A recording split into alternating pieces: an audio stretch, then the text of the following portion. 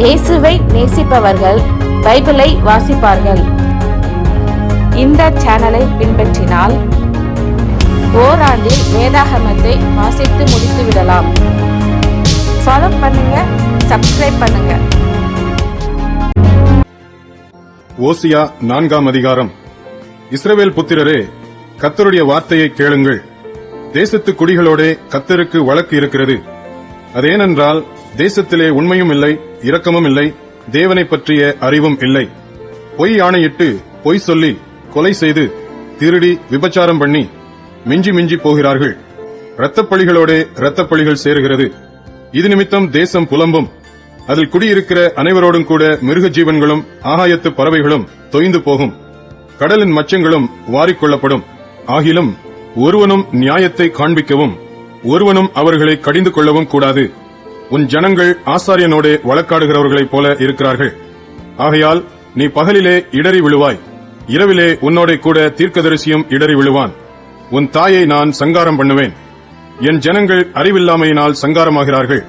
நீ அறிவை வெறுத்தாய், ஆகையால் நீ என் ஆசாரியனாயிராதபடிக்கு நானும் உன்னை வெறுத்து விடுவேன். நீ உன் தேவனுடைய வேதத்தை மறந்தாய், ஆகையால் நானும் உன் பிள்ளைகளை மறந்து விடுவேன். அவர்கள் எவ்வளவாய் பெருகினார்களோ அவ்வளவாய் எனக்கு விரோதமாய் பாவம் செய்தார்கள். அவர்களுடைய மகிமையை லட்சையாக மாற பண்ணுவேன். அவர்கள் என் ஜனத்தின் பாவத்தை தின்று அவர்களுடைய அக்கிரமத்தின் பேரில் பசித்தாகமாயிருக்கிறார்கள். ஆதலால் ஜனங்களுக்கு எப்படியோ ஆசாரியனுக்கும் அப்படியே.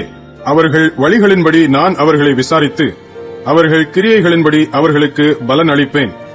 அவர்கள் கர்த்தரை மதியாமல் இருக்கிறபடினால் அவர்கள் தின்றாலும் திருப்தி அடையாதிருப்பார்கள். அவர்கள் வேசித்தனம் பண்ணினாலும் பலுகாதிருப்பார்கள். வேசித்தனமும் திராட்சரசமும் மதுபானமும் இருதயத்தை மயக்கும். என் ஜனங்கள் கட்டையனிடத்தில் ஆலோசனை கேட்கிறார்கள். அவர்களுடைய கோல் அவர்களுக்கு செய்தியை அறிவிக்கும் என்றிருக்கிறார்கள். வேசித்தன ஆவி அவர்களை வழி தப்பி திரிய பண்ணிற்று. அவர்கள் தங்கள் தேவனுக்கு கீழ்ப்பட்டிராமல் சோரமார்க்கம் போனார்கள். அவர்கள் மலையுச்சியில் பலியிட்டு மேடுகளிலே கர்வாலி மரங்களின் கீழும் புன்னை மரங்களின் கீழும் அரச மரங்களின் கீழும் அவைகளின் நிழல் நல்லதென்று தூபம் காட்டுகிறார்கள். இது நிமித்தம் உங்கள் குமாரத்திகள் வேசித்தனமும் உங்கள் மருமக்கள்மார் விபசாரமும் செய்கிறார்கள். உங்கள் குமாரத்திகள் வேசித்தனம் செய்கிறது நிமித்தமும் உங்கள் மருமக்கள்மார் விபசாரம் செய்கிறது நிமித்தமும் நான் அவர்களை தண்டியாமல் இருப்பேனோ? அவர்கள் விலகி வேசிகளோட கூட போய் தாசிகளோட பலியிடுகிறார்கள். உணர்வில்லாத ஜனங்கள் அதனால் சிக்குண்டு விழுவார்கள். இஸ்ரவேலே, நீ சோரம் போனாலும் யூதாவாகிலும் அந்த பாவத்துக்குள் ஆகாதிருப்பதாக. கில்காலுக்கு வராமலும் பெத்தாவேனுக்கு போகாமலும் கர்த்தருடைய ஜீவன் ஆணை என்று ஆணையிடாமலும் இருப்பீர்களாக. இஸ்ரவேல் அடங்காத கிடாரியைப் போல் அடங்காதிருக்கிறது. இப்போது கர்த்தர் அவர்களை விஸ்தாரமான வெளியிலே ஆட்டுக்குட்டியைப் போல் மேய்ந்து அலைய பண்ணுவார். எப்பிராயிம் விக்கிரகங்களோடு இணைந்திருக்கிறான், அவனை போகவிடு. அவர்களுடைய மதுபானம் புளித்தது, அவர்கள் எப்போதும் சோரம் போகிறார்கள். அவர்களுடைய அதிபதிகள் தாருங்கள் என்று லட்சியானதை நாடுகிறார்கள். காற்று அவர்களை தன் செட்டைகளில் இறுக பிடிக்கும். அவர்கள் தங்கள் பலிகளால் வெட்கப்படுவார்கள்.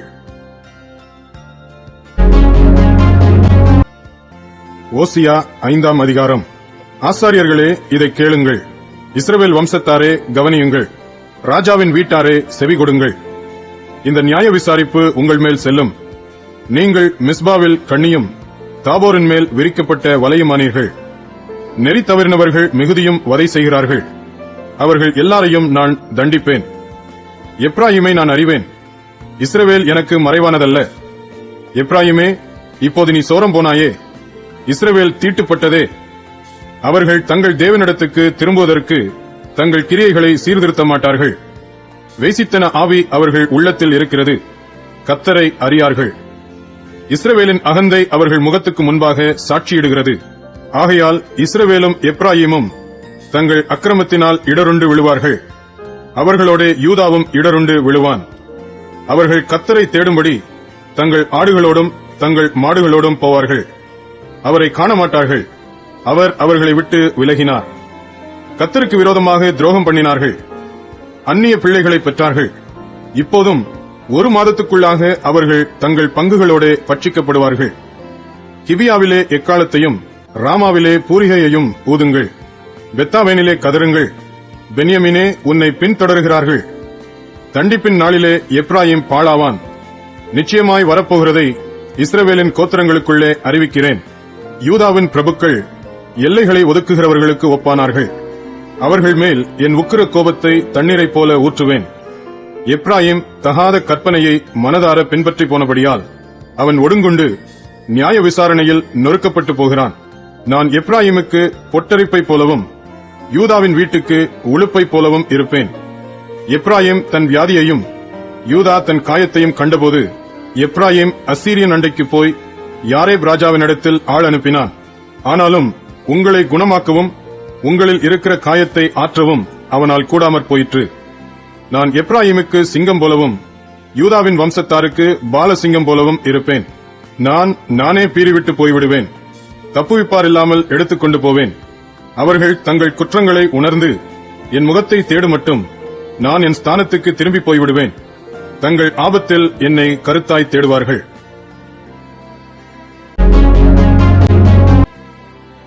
ஓசியா 6ஆம் அதிகாரம்.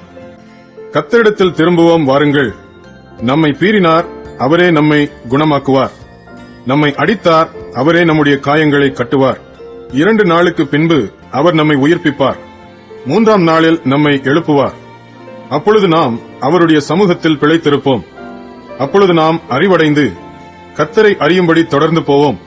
அவருடைய புறப்படுதல் அருணோதயம் போல ஆயத்தமாயிருக்கிறது. அவர் மழையைப் போலவும் பூமியின் மேல் பெய்யும் முன்மாறி பின்மாரியைப் போலவும் நம்மிடத்தில் வருவார்.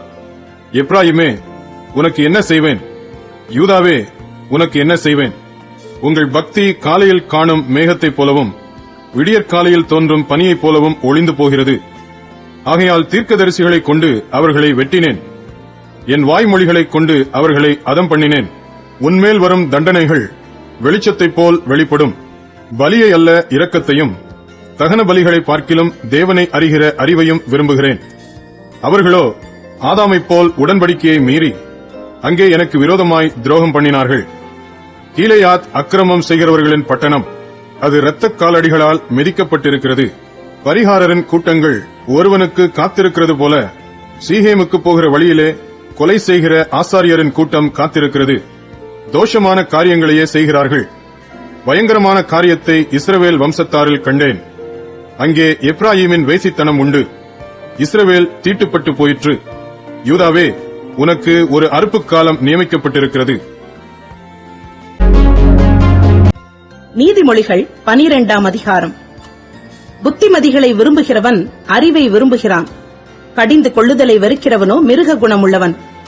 நல்லவன் கர்த்தரிடத்தில் தயை பெறுவான். துர்ச்சிந்தனைகள் உள்ள மனுஷனை அவர் ஆக்கினைக்குட்படுத்துவார். துன்மார்க்கத்தினால் மனுஷன் நிலைவரப்படான். நீதிமான்களுடைய வேரோ அசையாது. குணசாலியான ஸ்திரீ தன் புருஷனுக்கு கிரீடமாயிருக்கிறாள். இலைச்சை உண்டு பண்ணுகிறவளோ அவனுக்கு எலும்புருக்கியாயிருக்கிறாள். நீதிமான்களுடைய நினைவுகள் நியாயமானவைகள், துன்மார்க்கருடைய ஆலோசனைகளோ சூதானவைகள். துன்மார்க்கரின் வார்த்தைகள் ரத்தம் சிந்த பதிவிருப்பதை பற்றியது. உத்தமர்களுடைய வாயோ அவர்களை தப்புவிக்கும். துன்மார்க்கர் கவிழ்க்கப்பட்டு ஒளிந்து போவார்கள். நீதிமான்களுடைய வீடோ நிலை நிற்கும். தன் புத்திக்கு தக்கதாக மனுஷன் புகழப்படுவான். மாறுபாடான இருதயம் உள்ளவனோ இகழப்படுவான்.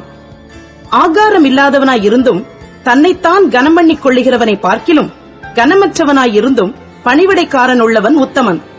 நீதிமான் தன் மிருக ஜீவனை காப்பாற்றுகிறான். துன்மார்க்கருடைய இரக்கமும் கொடுமையே. தன் நிலத்தை பயிரிடுகிறவன் ஆகாரத்தினால் திருப்தி அடைவான். வீணரை பின்பற்றுகிறவனோ மதியற்றவன். துன்மார்க்கன் துஷ்டருடைய வலையை விரும்புகிறான். நீதிமானுடைய வேர் கனி கொடுக்கும். துன்மார்க்கனுக்கு அவன் உதடுகளின் துரோகமே கண்ணி. நீதிமானோ நெருக்கத்தினின்று நீங்குவான். அவனவன் தன் தன் வாயின் பலனால் திருப்தி அடைவான். அவனவன் கைக்கிரியையின் பலனுக்கு தக்கதாக அவனவனுக்கு கிடைக்கும். மதியீனனுடைய வழி அவன் பார்வைக்கு செம்மையாயிருக்கும். ஆலோசனைக்கு செவி கொடுக்கிறவனோ ஞானமுள்ளவன். மூடனுடைய கோபம் சீக்கிரத்தில் வெளிப்படும். இலச்சியை மூடுகிறவனோ விவேகி. சத்திய வாசகன் நீதியை வெளிப்படுத்துவான். பொய்சாட்சிக்காரனோ வஞ்சகத்தை வெளிப்படுத்துவான். பட்டய குத்துக்கள் போல் பேசுகிறவர்களும் உண்டு. ஞானமுள்ளவர்களுடைய நாவோ ஔஷதம். சத்திய உதடு என்றும் நிலைத்திருக்கும். பொய் நாவோ ஒரு நிமிஷம் மாத்திரம் இருக்கும். தீங்கை பிணைக்கிறவர்களின் இருதயத்தில் இருக்கிறது கபடம். சமாதானம் பண்ணுகிற ஆலோசனைக்காரருக்கு உள்ளது சந்தோஷம். நீதிமானுக்கு ஒரு கேடும் வராது. துன்மார்க்கரோ தீமையினால் நிறையப்படுவார்கள். பொய் உதடுகள் கர்த்தருக்கு அருவருப்பானவைகள். உண்மையாய் நடக்கிறவர்களோ அவருக்கு பிரியம். விவேகமுள்ள மனுஷன் அறிவை அடக்கி வைக்கிறான். மூடருடைய இருதயமோ மதியீனத்தை பிரசித்தப்படுத்தும். ஜாக்கிரதையுள்ளவர்களுடைய கை ஆளுகை செய்யும். சோம்பேறியோ பகுதி கட்டுவான். மனுஷனுடைய இருதயத்திலுள்ள கவலை அதை ஒடுக்கும். நல் வார்த்தையோ அதை மகிழ்ச்சியாக்கும். நீதிமான் தன் அயலானை பார்க்கிலும் மேன்மையுள்ளவன். துன்மார்க்கருடைய வழியோ அவர்களை மோசப்படுத்தும். சோம்பேறி தான் வேட்டையாடி பிடித்ததை சமைப்பதில்லை. ஜாக்கிரதை உள்ளவனுடைய பொருளோ அருமையானது. நீதியின் பாதையில் ஜீவன் உண்டு, அந்த பாதையில் மரணம் இல்லை.